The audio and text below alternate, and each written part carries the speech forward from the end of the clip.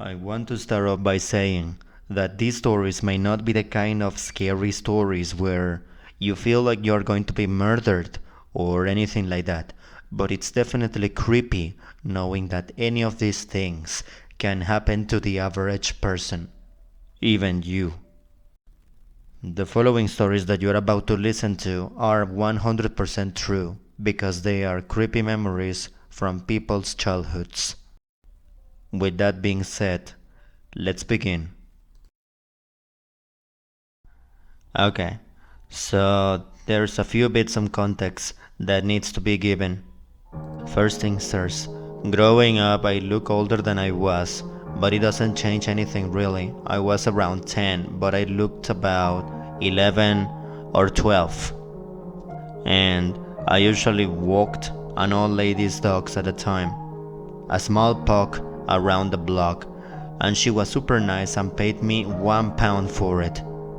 I decided to go to my local shop, which was only a 5-minute walk away from my house. Some guy came in while I was looking at the sweets and started talking to me. It was a long time ago, and I can't remember the conversation, but I remember parts of the more creepy bits.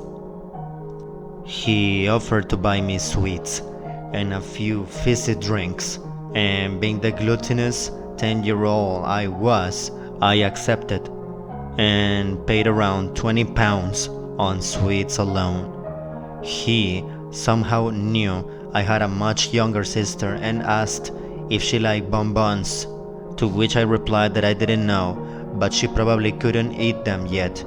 And then, when we got to the drinks, he asked, "What school do you go to?" Keep in mind, I'm only 10. I'm alone at this shop, and I didn't know this guy. So I just pretended I didn't know, but he said my school. You go to school number 10, right? Just a number to give a random name, and my heart dropped for a second since again, I had never seen this man before in my life. And I stupidly said I went to a school down the hill from my actual school. I probably would have put other kids in danger if this man had bad intentions. He then asked me where I live, and then it sort of clicked for me. If my parents knew who this man was, and he lived around the area, he would probably know where I stayed, so why did he ask? I replied next to the train station, opposite, and again he replied with another answer that scared me. "Hey, but I've seen you walking from the street number 11. As a 10-year-old, I was terrified not only from the fact number 1, why would he spend £20 on sweets alone, all together with the drinks, sweets, crisps? It came to almost £30. But why is he asking questions to me, someone he didn't know, expecting an answer that he knew? I nervously left, and once he paid, he asked if I wanted him to walk me home since it was late. It was midsummer between 7 to 9 p.m., so it was still light enough that I could see. I declined and I told him my dad was waiting for me.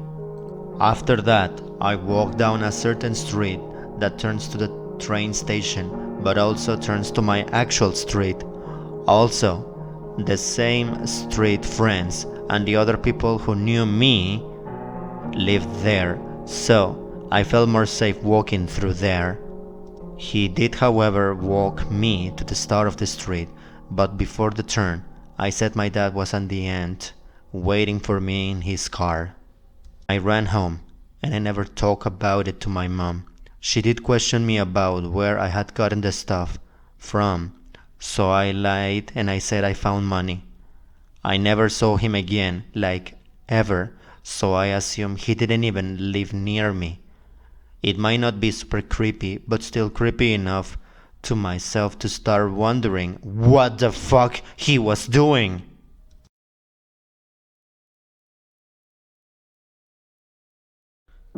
This happened to me when I was 6 years old. My cousin, who was 15 at the time, was washing himself in the bath. I asked him if he was hurt, because there was a lot of blood. He just flicked water at me and told me to get him soap. I didn't even ask him why he was in my parents' house. Much later, I learned that he had beaten up his stepdad so badly that his stepdad suffered a stroke and could barely walk. The blood wasn't in fact my cousin's, but my stepdad, and he had run to my parents' house to hide.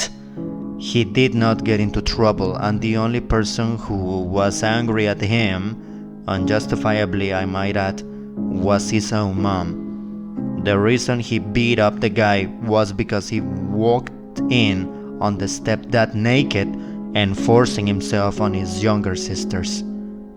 Carnally, of course. Huh? His own mom was mad at your cousin for protecting his sisters? The fuck? Yeah, I didn't add that she stayed with him until he died, and she acted as if the entire incident never happened.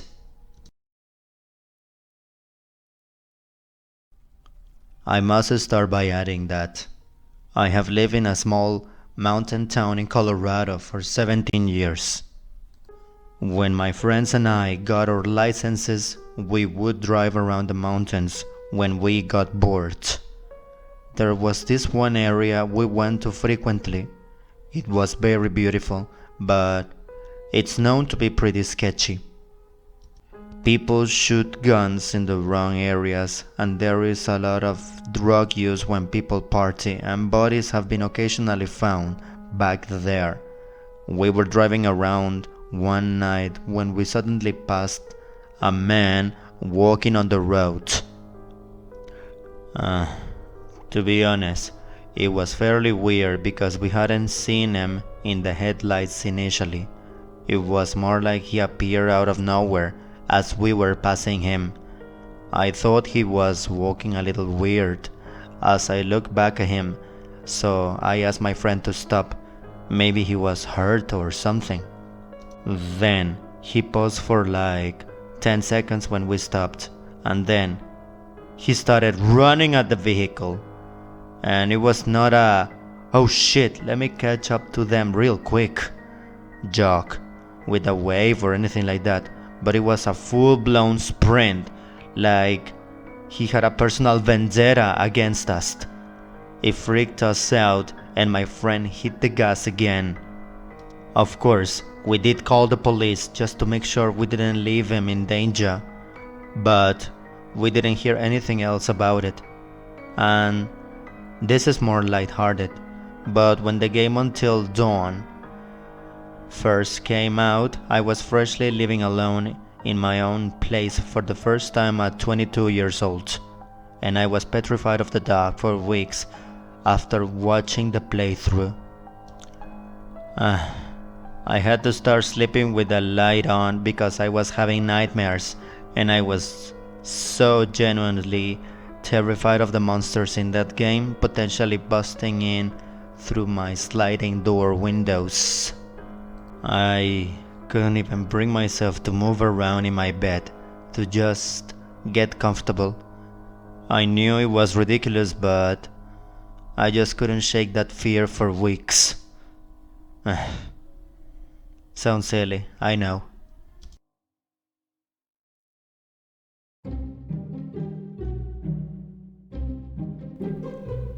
This happened when I was 10 years old.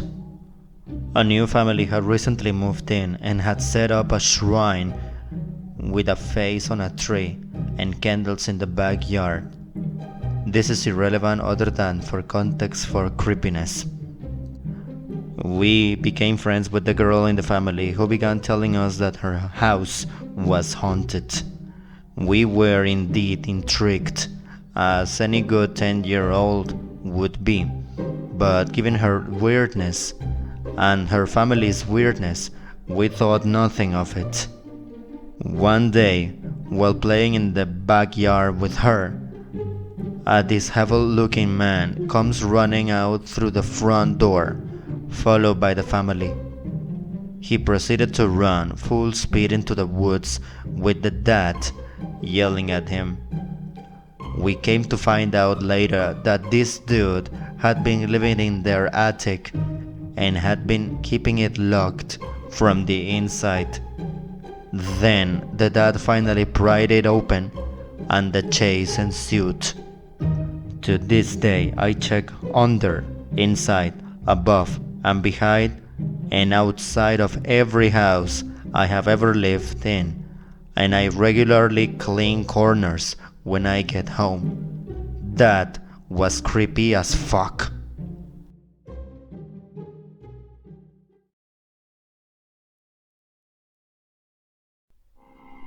I used to go on holidays in the Scottish Islands. Friends of the family had a cottage there in the middle of nowhere. It was always creepy just because it was so isolated. Anyway, one day I went outside and I heard the most unearthly sound that I have ever experienced. It sounded like a robot demon cackling insanely while simultaneously crying in agony. It just sounded wrong. I went inside, white as a sheet, and I told my dad.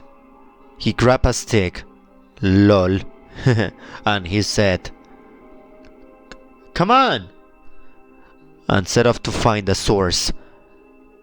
We homed in on the sound and saw it was coming from the area close to the water tank, which filled from the stream and supplied the cottage. There was clearly something not from this world stuck inside the tank.